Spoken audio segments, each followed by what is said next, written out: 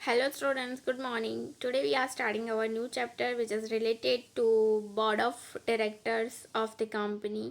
So इस chapter में हम स्टडी करेंगे कि board of directors क्या होते हैं, what is the definition of a directors और कंपनी में ऐसी क्या नीड होती है कि हम डायरेक्टर्स अपॉइंट करते हैं, उनकी रिस्पॉन्सिबिलिटी क्या होती है कंपनी के लिए और वो किस बेसिस पे अपॉइंट किए जाते हैं, उनकी कुछ क्वालिफिकेशन होगी तो वो किस बेसिस पे डिसाइड की जाती है कंपनीज एक्ट में, उसके लिए प्रोविज़न क्या क्या होते हैं, उनके फंक्शन क्या है और उनकी लिमिटेशन भी कितनी है। और board of director only one type के नहीं होते, कंपनी में बहुत सारे बोर्ड ऑफ डायरेक्टर होते हैं, एग्जीक्यूटिव डायरेक्टर होते हैं, वैसे बहुत सारे डायरेक्टर होते हैं। तो वो सारे टाइप्स भी इस चैप्टर में हम स्टडी करेंगे। ओके, तो today we are starting our chapter directors. तो फर्स्ट इज कि डायरेक्टर होता क्या है, वो इज अ डायरेक्टर। तो डायरेक्टर एक ऐसा पर्सन है जो कंपनी का मैनेजमेंट करता है, कंपनी को मैनेज करता है, उनको एक पद प्रोवाइड करता है।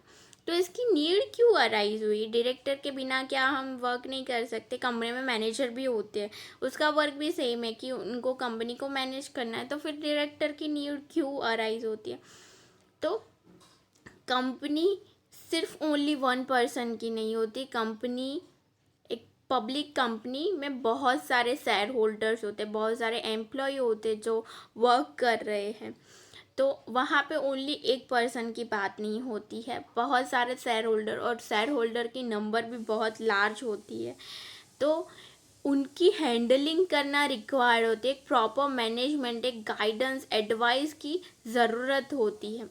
और डायरेक्टर भी उनकी क्वालिफिकेशन के बेसिस पे ही अपॉइंट किए जाते हैं। तो दैट्स वाई वो प्रॉपर मैनेजमेंट के लिए, शेयर होल्डर की एक एडवाइस के लिए प्रॉपर गाइडेंस मिले ताकि कंपनी अच्छी तरह वर्क कर सके।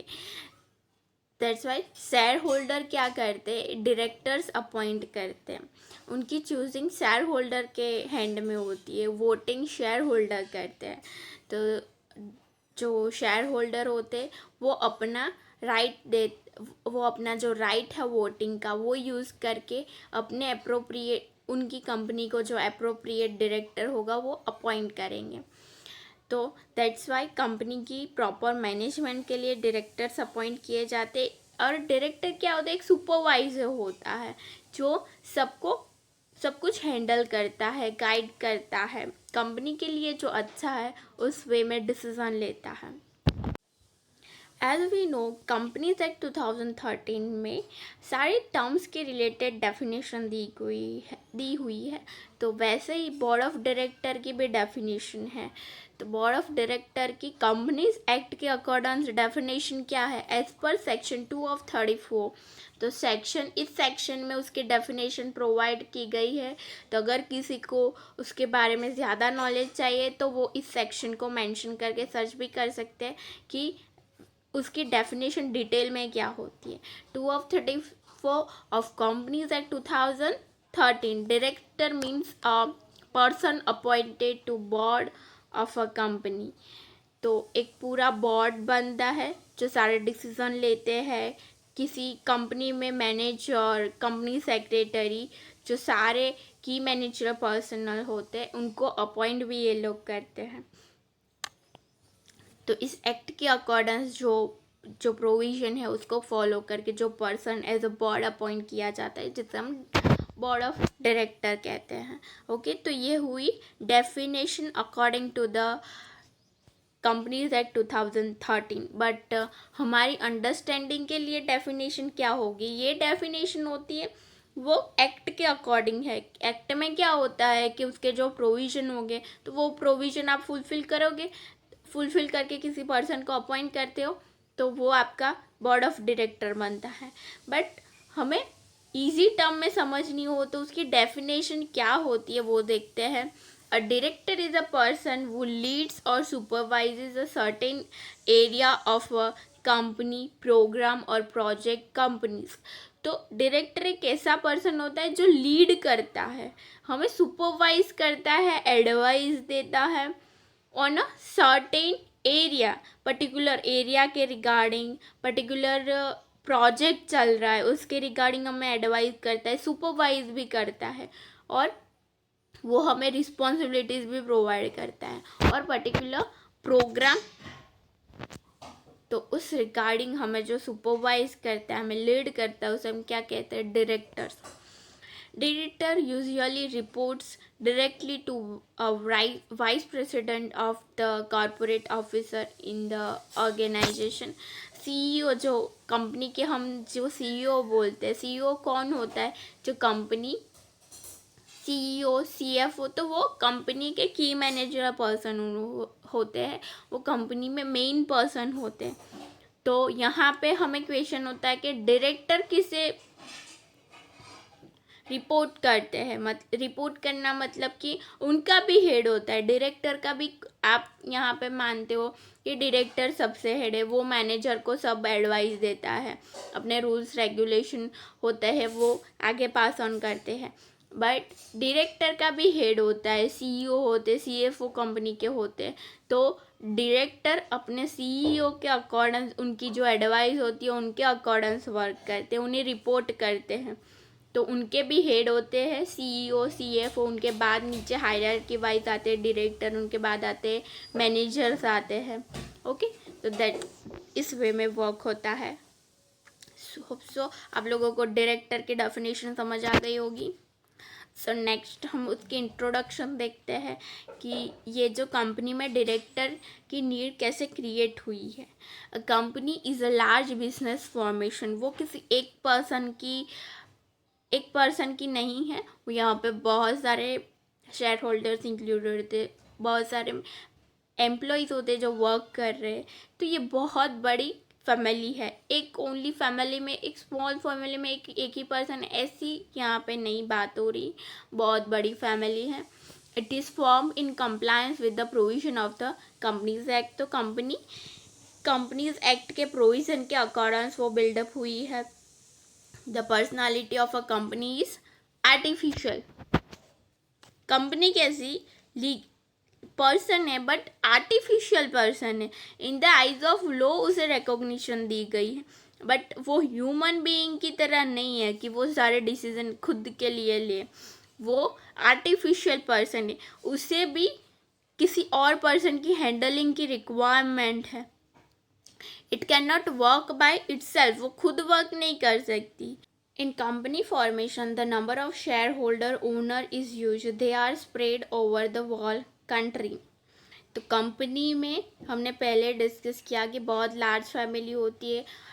शेयर होल्डर की नंबरिंग भी बहुत लार्ज होती है. ओनली 1-2 शेयर होल्डर है, वैसा नहीं है. यहाँ पे पब्लिक कंपनी की बात करें तो लार्ज नंबर में फैमिली होती है, और वो कंट्री के किसी भी कोने में हो सकते हैं. वो पूरी कंट्री में फैले हुए होते, कंट्री के बाहर भी हो सकते हैं. तो दैट्स वाई वो वहाँ पे एक प्रॉपर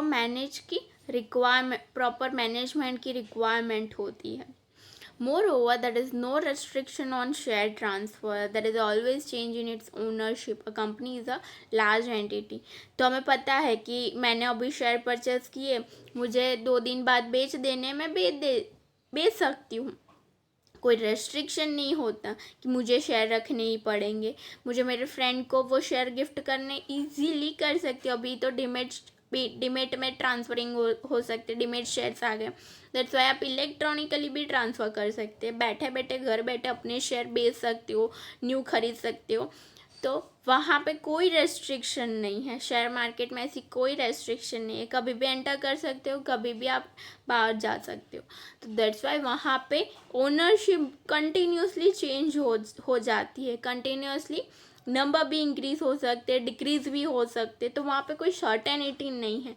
तो दैट्स वाई एक प्रॉपर गाइडेंस की, सुपरवाइज़र की बहुत नीड होती है. कंपनी खुद ये सब वर्क नहीं कर सकती. डायरेक्टर्स प्रॉपर डिसीज़न लेते हैं, और वो डिसीज़न कंपनी के हित में होते हैं ताकि कंपनी फ्यूचर में अच्छा वर्क कर सके. Nowadays, special managerial skills are required due to compulsion of maintenance of international standard, production of quality product, and increase in competition in a company. Direct management by owner shareholder is not possible. तो अभी क्या हुआ है कि companies act में बहुत सारे change आ रहे, प्रोविज़न बहुत सारे इंक्लूड हो रहे। अभी जो कस्टमर है वो भी वेल नोन है प्रोडक्ट से, उसे सारी इंफॉर्मेशन होती है। तो आप अपनी प्रोडक्ट की क्वालिटी में भी बहुत सारे चेंज नहीं कर सकते, और वहाँ पे ऐसे स्टैंडर्ड भी सेट हो रखे हैं कि क्वालिटी भी इतनी अच्छी होनी चाहिए, प्रोडक्शन अच्छा होना चाहिए, और कंपटीशन भी बहुत ज़्यादा है। तो आपको कंपटीशन को भी मैच करना होगा, प्रोडक्शन अपना अच्छा रखना है, बहुत सारे स्टैंडर्ड्स को भी मैच करना होगा। तो दैट्स वाई एक प्रॉपर मेंटेनेंस की ज़रूरत है। मैनेजर भी होते हैं कंपनी में, बट डायरेक्टर्स उन्हें गाइड करते, सुपरवाइज करते, अपने डिसीजन सुनाते। वाइल मैनेजर क्या करता है, सिर्फ उसको डिवीज़न वाइज डिस्ट्रीब्यूट करता है, उसे आगे पास ऑन करता है, अपना जो पॉइंट ऑफ व्यू है वो रखता है। तो दैट्स वाई डायरेक्टर की बहुत नीड होती है। A company direct management by owner share holder is not possible. तो यहाँ पे जो शेयर होल्डर है, कंपनी के ओनर है, वो खुद हैंडलिंग करेंगे, वो पॉसिबल नहीं है। शेयर होल्डर में भी शेयर होल्डर को ये सारे शेयर मार्केट की या फिर एक्स्ट्रा कंपनी कैसे रन करनी है वो नॉलेज भी ना हो सके। उसे सिर्फ अपने बेनिफिट में इंटरेस्ट है कि उसे अच्छा प्रॉफिट मिले। कंपनी को कैसे प्रॉफिट अर्न करवाना है वो उसे नॉलेज नहीं हो सकती। तो दैट्स वाई ऐसे एक पर्सन की ज़रूरत होती है जो कंपनी को गाइड करे, कंपनी के फ्यूचर में उसके प्लान्स, जो प्रोजेक्ट है उसके लिए उसे एडवाइज करे। So share holders appoint their representative. तो शेयर होल्डर एक रिप्रेजेंटेटिव अपॉइंट करते हैं जो सारे कंपनी में डिसीजन लेगी। The function of the company are carried out by large group of this representative known as board of directors. तो ऐसे बहुत सारे डायरेक्टर्स अपॉइंट होते हैं और वो पूरा ग्रुप इंक्लूड होके बोर्ड ऑफ डायरेक्टर्स का एक बोर्ड बनती है जहाँ पे सारे डायरेक्टर्स इंक्लूड होते हैं और उन्हें हम कहते हैं board of directors. According to provisions made, the board is required to meet within 13 days of formation of the company, and thereafter at least 4 times in a year. Every director should participate in meeting. तो ये provision है board of director के लिए कि जब company जब form हुई, उसका फॉर्मेशन हुआ, उसके 13 डेज़ के अंदर बोर्ड ऑफ डायरेक्टर को मीटिंग करनी होगी और मिलना होगा और अप्रोप्रिएट डिसीजन लेने होंगे। तो ये एक लिमिट हुई कि फॉर्मेशन के बाद के जो 13 डेज हो गए, इन बिटवीन एक मीटिंग अरेंज करनी होगी। और देन आफ्टर ये जो पूरा ईयर होगा उसमें 4 टाइम एटलीस्ट लिखा है, मैक्सिमम मिल सकते हो बट एटलीस्ट 4 टाइम तो मिलना ही है, और एवरी डायरेक्टर को पार्टिसिपेंट करना होगा मीटिंग में। तो ये हुए प्रोविज़न, तो जैसे फुलफ़िल करने होते हैं कंपनीज एक्ट के। अगर कोई प्रोविज़न फुलफ़िल नहीं कर पाते तो दैट्स वाई उसके अकॉर्डिंग फाइन होती है, पनिशमेंट्स होती है। तो कंपनी को रन करने के लिए प्रोविज़न तो कंपलसरी फुलफ़िल करने ही होंगे। If for any reason he is not able to attend the meeting, he can participate through video conference. ये सारे एक्सेप्शंस दिए गए हैं, वीडियो कॉन्फ्रेंस से भी अटेंड किया जा सकता है according to the new companies law.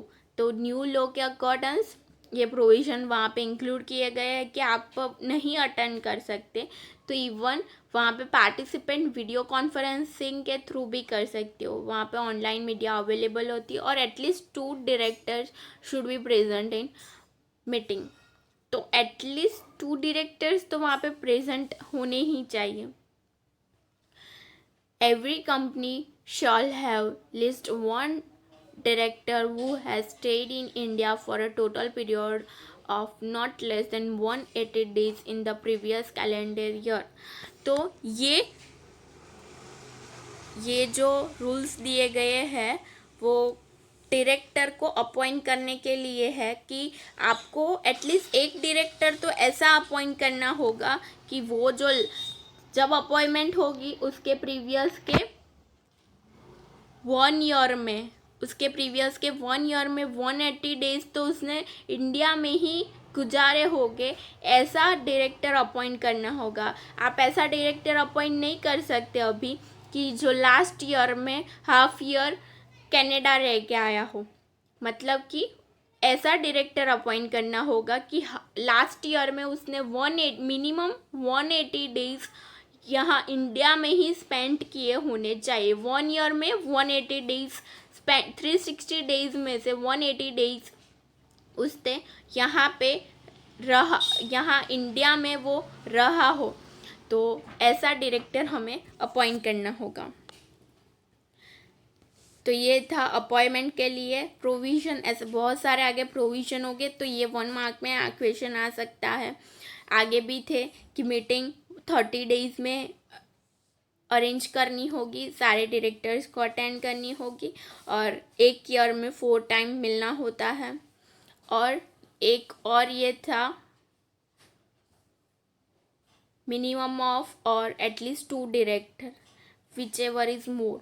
तो कंपनी में जो मिनिमम डायरेक्टर की वैल्यू होती है वो या फिर 2 डायरेक्टर, तो कभी कोई डायरेक्टर प्रेजेंट नहीं होता है, तो फिर अगर मिनिमम वहाँ पे कंपनी में है कि मिनिमम 5 डायरेक्टर मिले तो बोर्ड ऑफ डायरेक्टर्स बनते हैं, तो मिनिमम वहाँ पे नंबर है 5, और यहाँ पे प्रोविज़न में है मिनिमम और 2, तो 5 और 2 में से ज़्यादा हुआ 5, तो अगर 5 मेंबर वहाँ पे प्रेजेंट है तभी मीटिंग आगे कंटिन्यू होगी, अदरवाइज नहीं होगी।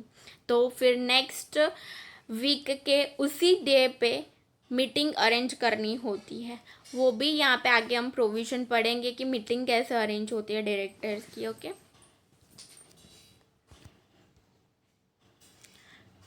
2 elements are very special. Okay, so यहाँ तक आज हमने क्या स्टडी किया। हमने कंपनीज में जो बोर्ड ऑफ डायरेक्टर्स होते हैं उसके रिगार्डिंग थोड़ा इंट्रोडक्शन देखा। नेक्स्ट हम स्टार्ट करेंगे कि डायरेक्टर के टाइप क्या होते हैं, उनकी अपॉइंटमेंट कैसी होती है। ओके।